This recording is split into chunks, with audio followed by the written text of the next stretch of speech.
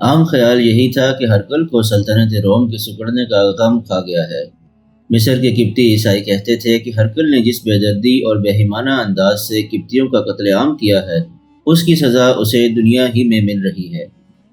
غیر جانبدار دانشمند کہتے تھے کہ کمال اور زوال کا چولی دامن کا ساتھ ہے، جیسے ہر چمکتا سورج افق سے ابھرتا افق میں غروب ہو جاتا ہے اور پیچھے رات کی تاریکی چھوڑ جاتا ہے، لیکن پس پردہ جھانکیے تو مورخین کوئی اور ہی کہانی سناتے ہیں۔ ملکہ مرتینہ نے طبیب کو بلوایا تھا۔ طبیب تو ہر لمحہ شاہی حکم کا منتظر رہتا تھا۔ ملکہ کا حکم پہنچتے ہی وہ دوڑا آیا، لیکن مرتینہ اسے سیدھا ہرکل کے پاس لے جانے کی بجائے اپنے کمرے میں لے گئی۔ یہ طبیب اور اس طرح کے اور سب آدمی جو محل میں مختلف کاموں پر مامور تھے، شاہی خاندان کے غلام بنے رہتے تھے۔ وہ اشارے کے منتظر رہتے تھے اور بادشاہ، ملکہ، کسی شہزادے یا شہزادی کے بلاوے پر دم ہلاتے دوڑتے پہنچتے اور ان لوگوں کے حکم بجا لا کر فخر محسوس کرتے تھے۔ بات بات پر جھک جاتے اور پھر کام میں جت جاتے تھے۔ اس طبیب کا انداز بھی ایسا ہی تھا، لیکن جو ہی وہ مرتینہ کے کمرے میں داخل ہوا، اس کا انداز بالکل بدل گیا۔ یوں لگتا تھا جیسے یہ شخص ملکہ مرتینہ کا کوئی قریبی عزیز ہو یا بے تکلف دوست۔ کیا حال ہے؟ طبیب نے مرتینہ کے کہے بغیر بیٹھتے ہوئے پوچھا۔ دماغ ٹھکانے آیا یا نہیں؟ نہیں، مرتینہ نے جواب دیا، وہیں کا وہیں ہے۔ میں نے ابھی ایک موقع دیکھ کر کہا کہ ہرکلیوناس کو مصر بھیج دیتے ہیں کہ جرنیلوں کی نگرانی کرے اور اس طرح غداری کا خطرہ ٹل جائے گا، لیکن ہرکل نے صاف طور پر کہہ دیا کہ وہ خود جائے یا قسطنطین کو بھیجا جائے۔ ہرکلیوناس اس کام کے قابل نہیں۔ پھر میرے لیے کیا حکم ہے؟ طبیب نے پوچھا۔ تم اپنا کام جاری رکھو، مرتینہ نے کہا، اب یہی ایک علاج رہ گیا ہے۔ مجھے کچھ ایسا نظر آ رہا ہے جیسے یہ شخص اپنی زندگی میں ہی قسطنطین کو تخت پر بٹھا دے گا۔ آج اسے دیکھ کر بتاؤ کہ یہ کتنے دن اور زندہ رہے گا۔ اب میں جلدی میں ہوں۔ ملکہ محترمہ، طبیب نے کہا، ایک بات جو شروع سے ہی کہتا چلا آ رہا ہوں، آج پھر وہی بات کہوں گا۔ آپ کا مقصد 2-4 لمحوں میں پورا کر سکتا ہوں، لیکن میں تو پکڑا جاؤں گا ہی، میرے ساتھ آپ بھی پکڑی جا سکتی ہیں۔ یہ کام آہستہ آہستہ ہونے دیں۔ کیا آپ اس کے اثرات دیکھ نہیں رہی؟ کسی کو شک تک نہیں ہو رہا۔ میں نے اچھے دانشمندوں کی زبان سے سنا ہے کہ ہرکل کو پے در پے شکستوں کا غم کھا رہا ہے۔ کہیں سے کوئی بہت ہی قابل طبیب لے آئے، اسے بھی پتہ نہیں چلے گا کہ شاہ ہرکل کو غم نہیں بلکہ کچھ اور کھا رہا ہے۔ ہر طبیب یہی کہے گا کہ شاہ ہرکل کی جو ذلت و خواری ہوئی ہے اور ہو رہی ہے، اس کا اثر اس کی صحت پر بہت برا پڑا ہے۔ اٹھو، زیادہ وقت نہ لگے، مرتینہ نے کہا۔ وہ یہ نہ کہہ بیٹھے کہ طبیب اتنی دیر سے کیوں پہنچا ہے۔ یہ طبیب ادھیڑ عمر آدمی تھا، چہرے مہرے، ڈیل ڈول اور انداز سے دانشمند طبیب لگتا تھا۔ مرتینہ اس سے 3-4 سال ہی بڑی ہوگی، لیکن وہ طبیب سے چھوٹی لگتی تھی۔ طبیب اٹھا اور مرتینہ کا بازو پکڑ کر اپنی طرف کھینچا اور اسے اپنے بازوؤں میں جکڑ لیا۔ مرتینہ نے ذرا سی بھی مزاحمت نہ کی، بلکہ اپنے آپ کو اس کے حوالے کر دیا اور اتنا کہا کہ پہلے اپنا کام کر لو۔ پہلے مرتینہ ہرکل کے کمرے میں داخل ہوئی اور اس کے پیچھے طبیب اندر گیا۔ رک کر پہلے جھکا، سیدھا ہوا اور دایاں بازو آگے کر کے رومی انداز سے ہرکل کو سلام کیا، پھر تیزی سے آگے بڑھا اور ہرکل کی نبض پر ہاتھ رکھ دیا۔ نبض چھوڑ کر اس کے پپوٹے دونوں انگوٹھوں سے اوپر کیے اور اس کی آنکھوں میں جھانکا۔ اس طرح ہرکل کا معائنہ کر کے اس کے قریب ایک کرسی پر بیٹھ گیا۔ کیسر روم، طبیب نے کہا، سلطنت روم آپ کے دم سے قائم ہے۔ فتح و شکست انسان کے ساتھ ساتھ لگی آ رہی ہیں۔ آپ مجھ سے زیادہ عقل اور دانش رکھتے ہیں۔ اگر آپ نے اس طرح ہاتھ پاؤں چھوڑ دیے تو شکست آپ کے مقدر میں لکھ دی جائے گی۔ حوصلہ کریں، اس تخت پر بیٹھے بیٹھے ہی آپ اس عارضی شکست کو فتح میں بدل سکتے ہیں۔ میں قیافہ شناس بھی ہوں۔ میں آپ کو یقین دلاتا ہوں کہ جو علاقے سلطنت روم سے نکل گئے ہیں، ان سے کچھ زیادہ ہی علاقے واپس سلطنت روم میں آئیں گے۔ ملکہ معظمہ آپ کو دیکھ دیکھ کر اکیلی بیٹھی روتی رہتی ہیں۔ میں انہیں بھی یہی یقین دلاتا ہوں کہ سلطنت روم مزید سکڑے گی نہیں، بلکہ اب اس کی وسعت شروع ہو جائے گی۔ باتیں کم کرو، مرتینہ نے ذرا غصے سے طبیب کو کہا۔ اگر تم ان کا علاج نہیں کر سکتے تو صاف بتا دو، ہم تمہیں اس کی سزا نہیں دیں گے۔ دیکھو ان کی حالت کیا ہو گئی ہے، یہ نہ رہے تو میں بھی نہیں رہوں گی۔ آج میں تم سے صاف جواب چاہتی ہوں۔ میں غم کھانے والا آدمی نہیں تھا، ہرکل نے کہا۔ میں اتنی کمزور فطرت کا آدمی ہوتا تو روم کے بادشاہ کا تختہ الٹ کر سلطنت روم کو اتنی وسعت نہ دے سکتا۔ اب ایک دکھ نے میرے دل پر اثر کیا ہے۔ دکھ یہ ہے کہ رومیوں میں بھی غدار موجود ہیں۔ پھر بھی تم اور اچھی طرح دیکھ لو، مجھے کوئی اور ہی روگ لگ گیا ہے۔ میں دیکھ چکا ہوں کیسر روم، طبیب نے کہا۔ میں آج دوائیاں بدل رہا ہوں۔ میں تمہیں پورا موقع دے رہا ہوں، ہرکل نے کہا۔ جاؤ اور فوراً دوائیاں بھیجو۔ طبیب فوراً اٹھا اور رومی طریقہ آداب سے ہرکل کو سلام کر کے الٹے قدم دروازے تک گیا اور پھر باہر نکل گیا۔ مرتینہ ہرکل کو یہ کہہ کر کمرے سے نکلی کہ وہ طبیب کے ساتھ ایک آدمی کو بھیجے گی جو فوراً دوائیاں لے آئے گا۔ مرتینہ ایک بار پھر طبیب کو اپنے کمرے میں لے گئی اور پوچھا کہ اب اس کا کیا خیال ہے۔ کام جلدی ہو جائے گا، طبیب نے کہا۔ میرا اندازہ ہے کہ 1.5 ماہ یا زیادہ سے زیادہ 2 مہینے اور لگیں گے، پھر اس تخت پر آپ کا بیٹا ہرکلیوناس بیٹھا ہوگا۔ میں اس وقت تمہیں وہ انعام دوں گی کہ تمہاری نسلیں بھی مجھے یاد کیا کریں گی، مرتینہ نے کہا۔ میں تمہیں زیادہ دیر روکوں گی نہیں، دوائیاں جلدی بھیجو اور بتاؤ کیا چاہیے۔ آپ کا کام ہو رہا ہے، طبیب نے کہا۔ مجھ سے نہ پوچھا کریں کہ مجھے کیا چاہیے۔ اس کی بات ابھی پوری نہیں ہوئی تھی کہ مرتینہ دوسرے کمرے میں چلی گئی۔ واپس آئی تو اس کے ہاتھ میں سونے کا ایک ٹکڑا تھا جسے سونے کی اینٹ کہا جاتا ہے۔ آج کے حساب کے مطابق اس ٹکڑے کا وزن کم و بیش 30 تولے تھا۔ یہ پہلا ہی انعام نہیں تھا، مرتینہ اسے ایسے ہی انعامات سے نوازتی رہتی تھی۔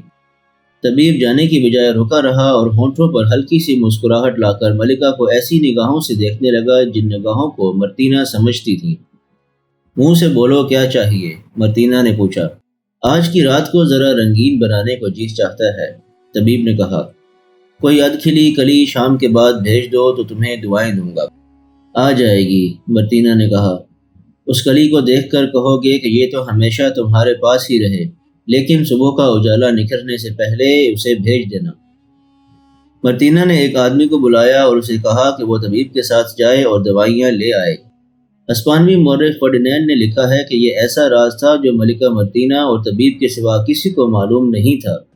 کسی کو شک تک نہ ہوا کہ ہرکل کو دوائیوں میں کوئی ایسی زہریلی دوائی دی جا رہی ہے جو اسے اندر ہی اندر کھا رہی ہے۔ وہ بڑی ہی تیزی سے مرجھاتا اور معذور ہوتا چلا جا رہا تھا۔ مرتینہ نے ہرکل کو مارنے کا فیصلہ کچھ عرصہ پہلے کیا تھا، جب اسے یقین ہو گیا تھا کہ ہرکل اپنے دوسرے بیٹے قسطنطین کو ہی اپنا جانشین بنائے گا۔ مرتینہ کے بیٹے ہرکلیوناس کے ساتھ تو ہرکل نے کبھی بات بھی نہیں کی تھی۔ اسی رات طبیب کے اس خاص کمرے میں ایک نوخیز لڑکی داخل ہوئی جس کمرے میں طبیب کے گھر کا کوئی اپنا فرد بھی نہیں جا سکتا تھا۔ کوئی چلا بھی جاتا، طبیب کو کسی غیر عورت کے ساتھ شراب پیتے یا رنگرلیاں مناتے دیکھ بھی لیتا تو کوئی فرق نہیں پڑتا تھا۔ یہ عیش و عشرت اور یہ رنگین بدکاریاں رومی معاشرے کا ایک لازمی حصہ تھی۔ اس طبیب کو تو اس کے گھر کا کوئی فرد اس لیے بھی نہیں روک ٹوک سکتا تھا کہ وہ ملکہ مرتینہ کا منظور نظر تھا اور اس سے بیش قیمت انعام و اکرام لا کر گھر والوں کو دیتا تھا۔ یہ لڑکی بھی انعام کے طور پر طبیب کے پاس آئی تھی اور یہ طبیب کا ذاتی انعام تھا۔ مرتینہ نے طبیب کو ایسے ہی حسین اور دلکش انعام پہلے بھی بھیجے تھے، لیکن اس روز اس نے مرتینہ سے کہا تھا کہ آج رات کوئی ادکھلی کلی بھیجے۔ طبیب نے جب اس لڑکی کو دیکھا تو کچھ دیر دیکھتا ہی رہا۔ وہ صحیح معنوں میں ادکھلی کلی تھی۔ وہ حرم کی لڑکی تھی۔ ایسی لڑکیاں عموماً ساقی کے طور پر کام کرتی تھیں۔ شاہی محفلوں میں یہ لڑکیاں نیم برہنہ لباس میں شراب پیش کیا کرتی تھیں اور انہیں خصوصی ٹریننگ دی ہوئی ہوتی تھی۔ اس رات مرتینہ نے طبیب کو خوش کرنے کے لیے ایسی ہی ایک لڑکی بھیج دی، حالانکہ ان لڑکیوں کو اس طرح استعمال نہیں کیا جاتا تھا۔ مرتینہ طبیب سے یہ بات سن کر خوش ہوئی تھی کہ 1.5-2 مہینے بعد اس کا بیٹا ہرکلیوناس ہرکل کے تخت پر بیٹھا ہوگا۔ بات بڑی صاف تھی۔ ہرکل کی زندگی یہی 1.5 یا زیادہ سے زیادہ 2 مہینے رہ گئی تھی۔ ملکہ مرتینہ بڑی ہی خوبصورت ڈائن تھی۔ تمہارا نام؟ طبیب نے پوچھا۔ میریاکس، لڑکی نے جواب دیا۔ مجھے میری بھی کہتے ہیں اور میریا بھی۔ شاہی حرم میں بڑی ہی خوبصورت اور نوخیز لڑکیاں موجود تھیں اور ان میں سے 2-4 طبیب کے پاس آئی بھی تھیں، لیکن اس لڑکی سے زیادہ حسین لڑکی اس نے نہیں دیکھی تھی۔ طبیب پر تو نشے کی سی کیفیت طاری ہونے لگی۔ اس کی تو جیسے عقل ہی مغلوب ہو گئی۔ اس نے مخمور سی آواز میں کہا کہ تمہارا سراپا ہی اتنا نشہ آور ہے کہ اس کی موجودگی میں روم کی بہترین شراب بھی بیکار لگتی ہے۔ شراب تو میں آپ کو اپنے ہاتھوں سے پلاؤں گی، میریا نے جذباتی سے لہجے میں کہا۔ میرے ہاتھ سے جو پیتا ہے وہ بادلوں کے سفید سفید ٹکڑوں پر اڑنے لگتا ہے۔ ملکہ مرتینہ نے اس لڑکی کو اپنے کمرے میں بلا کر خاص طور پر کہا تھا کہ وہ اسے بھیجنا نہیں چاہتی تھی، لیکن طبیب کو خوش کرنا بہت ضروری ہے، اس لیے وہ جائے اور طبیب کو اپنے ہاتھ میں لے لے۔ مرتینہ نے وجہ یہ بتائی تھی کہ کیسر روم ہرکل بیمار ہیں اور یہ طبیب ان کا علاج کر رہا ہے۔ لڑکی سمجھ گئی تھی کہ اس طبیب کو آسمان تک پہنچانا ہے۔ طبیب کے ہاں جا کر میریا نے فوراً بھانپ لیا کہ یہ طبیب ذہنی طور پر کمزور اور ڈھیلا آدمی ہے۔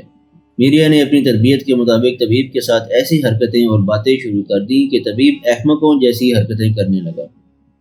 میریا نے اسے شراب پلانی شروع کی اور پلاتی ہی چلی گئی۔ پھر یوں لگتا تھا جیسے طبیب نہیں بلکہ میریا اس ادھیڑ عمر کے ساتھ کھیل رہی ہو۔ طبیب نے بہکی بہکی باتیں شروع کر دیں۔ اس نے ملکہ مرتینہ کی بات چھیڑ دی اور یہاں تک کہہ گیا کہ وہ چاہے تو ملکہ کو یہاں بلا کر پوری رات اپنے کمرے میں رکھ سکتا ہے۔ ملکہ مرتینہ جب میرے پاس ہوتی ہے تو وہ ملکہ نہیں بلکہ صرف مرتینہ ہوتی ہے۔ طبیب نے میریا پر اپنا رعب گانٹھنے کے لیے اور شراب کے زیر اثر کہا، آج اس نے تمہیں میرے پاس بھیجا ہے۔ یہ حرم ہے تو شاہ ہرکل کا، لیکن اصل میں یہ میرا حرم ہے۔ میریا پر طبیب کا رعب بیٹھا تھا یا نہیں یہ الگ بات ہے، لیکن میریا کے لیے یہ بات عجیب تھی کہ ملکہ مرتینہ طبیب کے پاس آتی ہے۔ میریا کو یہ شک بھی ہوا کہ طبیب اپنا رعب جمانے کے لیے جھوٹ بول رہا ہے۔ میریا میں تجسس سا بیدار ہو گیا اور وہ اصلیت معلوم کرنے کی ضرورت محسوس کرنے لگی۔ اب میریا کا رویہ ایسا جذباتی اور اشتعال انگیز ہو گیا کہ طبیب کی اگر کچھ عقل صحیح رہ بھی گئی تھی تو وہ بھی میریا کے قبضے میں آ گئی۔ تخت کے جانشین کے سلسلے میں شاہی محل میں جو کشمکش چل رہی تھی، باہر کے کچھ لوگ اس سے واقف ہو گئے تھے اور شاہی محل کے اندر تو ادنا درجے کے ملازموں کو بھی پتہ چل گیا تھا کہ ملکہ مرتینہ اپنے بیٹے ہرکلیوناس کو ہرکل کا جانشین بنانے کی کوششوں میں لگی ہوئی ہے۔ ہرکل اس لڑکے کو قبول نہیں کر رہا اور اس کی جگہ اپنے بڑے بیٹے قسطنطین کو تخت پر بٹھانا چاہتا ہے۔ میریا کو تو یہ سب چکر پوری طرح معلوم تھا۔ اس نے دیکھا کہ طبیب مرتینہ کے ساتھ دوستانہ بتکلفی کی باتیں کر رہا ہے تو میریا نے سوچا کہ اس سے معلوم کیا جائے کہ ہرکلیوناس جانشین ہوگا یا قسطنطین۔ میریا نے یہ بات چھیڑ دی۔ آپ کو تو بالکل صحیح معلوم ہوگا، میریا نے کہا۔ آپ کی عظمت کا اندازہ تو اس سے ہی ہو جاتا ہے کہ ملکہ مرتینہ کے ساتھ آپ کی اتنی گہری دوستی ہے۔ آپ کا کیا خیال ہے کہ شاہ ہرکل کا جانشین کون ہوگا؟ جسے میں چاہوں گا، طبیب نے لڑکھڑاتی زبان میں کہا۔ مرتینہ کے بیٹے کے سوا اس تخت پر اور کوئی نہیں بیٹھ سکتا۔ اگر شاہ ہرکل کا حکم کچھ اور ہوا تو؟ شاہ ہرکل، طبیب نے طنزیہ لہجے میں کہا، اس شہنشاہ کی جان میری مٹھی میں ہے، چاہوں تو کل اس کے جسم سے نکال لوں، لیکن جو کام آہستہ آہستہ ہو جائے وہ زیادہ بہتر ہوتا ہے۔ میریا نے اپنی تربیت اور پھر اپنے تجسس کی تسکین کے مطابق طبیب پر اپنے حسن اور اپنے ریشم جیسے ملائم بالوں اور گالوں کا سحر طاری کر دیا۔ اس کے ساتھ ہی شراب کا پیالہ اس کے ہونٹوں سے لگا دیا، پھر جانشین کا مسئلہ چھیڑ دیا۔ طبیب نے بات صاف تو نہ کی، لیکن میریا کو شک ہو گیا کہ شاہ ہرکل کو جو روک کھا رہا ہے اس میں ملکہ مرتینہ اور اس طبیب کا بھی ہاتھ ہے۔ طبیب پر ایک تو شراب کا اور پھر اس نوخیز لڑکی کے حسن کا خمار طاری تھا، اس لیے وہ غیر محتاط ہو کر اتنی نازک بات کر رہا تھا، لیکن اسے یہ بھی معلوم تھا کہ حرم کی ایک لڑکی میں اتنی جرت نہیں ہو سکتی کہ وہ یہ بات کسی اور کے کانوں میں ڈال دے۔ بہرحال یہ حقیقت اپنی جگہ موجود تھی کہ میریا اس طبیب کے ذہن اور اعصاب پر ایک بڑا ہی حسین آسیب بن کر طاری ہو گئی تھی۔ رات گزر گئی۔ میریا کی آنکھ اس وقت کھلی جب صبح ابھی تاریک تھی۔ طبیب سانس لیتی ہوئی لاش کی طرح بے سود پڑا خراٹے لے رہا تھا۔ میریا آہستہ آہستہ اٹھی اور باہر نکل گئی۔ اس کی ڈیوٹی پوری ہو چکی تھی، وہاں سے وہ اپنے حرم میں جا پہنچی۔ اگلی رات میریا حرم سے پھر غیر حاضر تھی۔ گزشتہ رات تو ملکہ مرتینہ کے حکم سے غیر حاضر ہوئی اور طبیب کے پاس گئی تھی، لیکن اگلی رات وہ چوری چھپے غیر حاضر ہوئی تھی۔ وہ شاہی محل کے ساتھ ہی ایک بڑے ہی خوشنما اور روح افزا باغ میں ایسی جگہ بیٹھی ہوئی تھی جہاں اسے کوئی نہیں دیکھ سکتا تھا۔ وہ اکیلی نہیں تھی، اس کے ساتھ ایک شہزادہ بیٹھا تھا جس کا نام کونستانس تھا۔ کونستانس ہرکل کے بیٹے قسطنطین کا بیٹا تھا، یعنی ہرکل کا پوتا۔ چونکہ ہرکل قسطنطین کو زیادہ عزیز رکھتا تھا، اس لیے کونستانس سے بھی ہرکل بہت پیار کرتا تھا۔ قسطنطین ادھیڑ عمری میں پہنچ گیا تھا اور کونستانس کی عمر 23-24 سال تھی۔ عیش و عشرت کے دوران اس کی نظر میریا پر پڑی تو اس کی محبت میں گرفتار ہو گیا تھا۔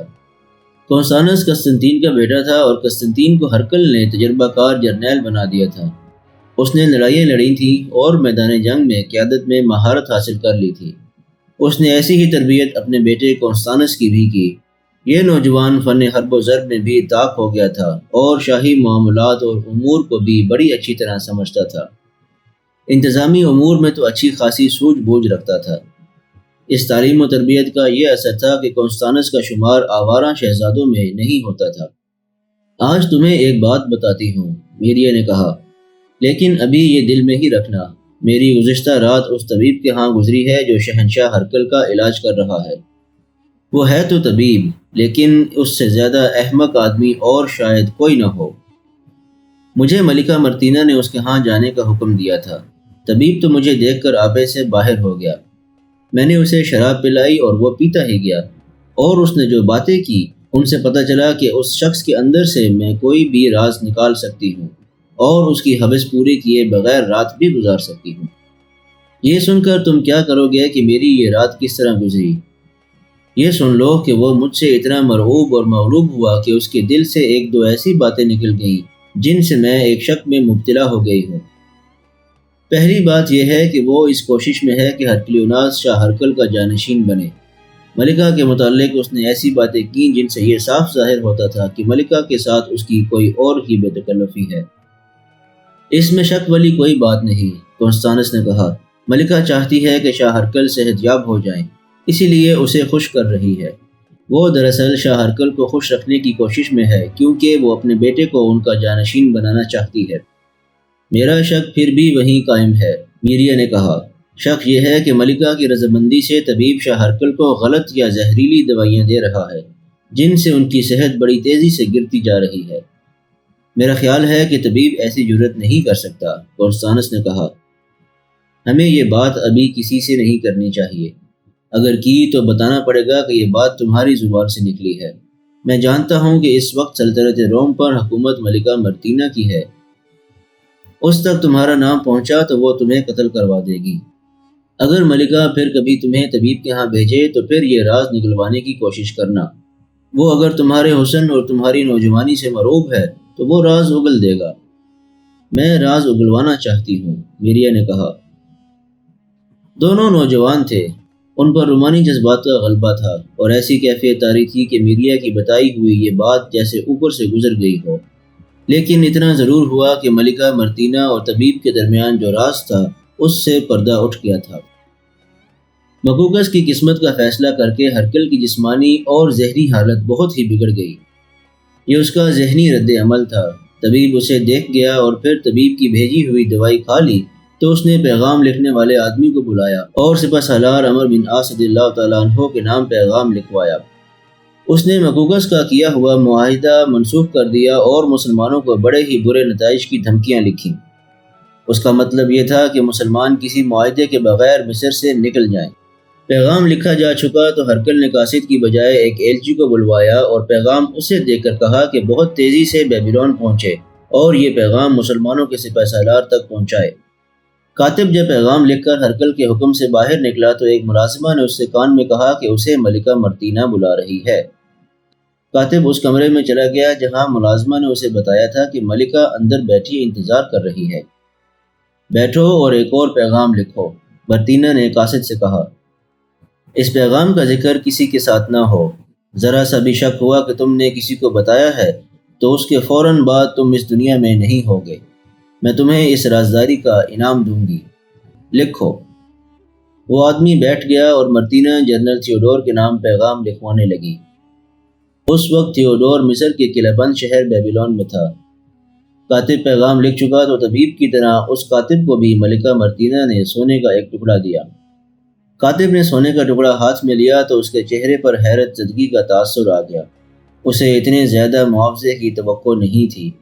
مرتینہ نے دیکھا کہ یہ شخص سونے کے ٹکڑے کو دیکھ ہی جا رہا ہے تو اس نے اسے کچھ خوشگوار سے لہجے میں ڈانٹ کر کہا کہ اسے جیب میں ڈال لو اور کسی کو یہ نہ بتانا کہ یہ میں نے تمہیں دیا ہے۔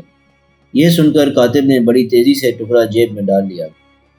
روم کے اس شاہی خاندان کے پاس اس قدر کثیر خزانہ تھا جس کا حساب کتاب ان کے پاس بھی نہیں تھا۔ ایک کاتب کے لیے صرف ایک ٹکڑا ایک خزانہ تھا، لیکن ملکہ مرتینہ کے لیے اتنا سونا ایسے ہی تھا جیسے ایک تنکا اٹھا کر باہر پھینک دیا ہو۔ کاتب باہر نکلا تو ملازمہ نے اندر آ کر مرتینہ کو بتایا کہ ایلچی آ گیا ہے۔ مرتینہ نے ایلچی کو اندر بلا لیا۔ ایک پیغام میرا بھی لیتے جاؤ، مرتینہ نے کہا۔ تم جانتے ہو کہ میرے پیغام کسی اور کو نہیں دکھائے جاتے۔ مصر پہنچو تو جنرل تھیوڈور کو تنہائی میں میرا یہ پیغام دینا۔ کسی اور کو پتہ چل گیا تو جانتے ہو اس کی سزا کیا ہے۔ مرتینہ نے ایلچی کو بھی سونے کا ایک ٹکڑا دیا جو ایلچی نے لے کر فوراً جیب میں ڈال لیا۔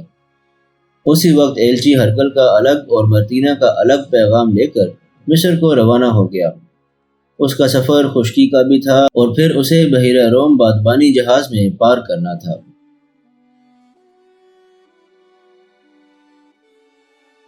اگر آپ کو ویڈیو پسند آئی ہو تو اس کو لائک اور شیئر کیجیے، چینل کو سبسکرائب کر لیجیے اور بیل آئیکن کو بھی پریس کر دیجیے تاکہ آئندہ آنے والی تمام ویڈیوز آپ کو باقاعدگی سے ملتی رہے۔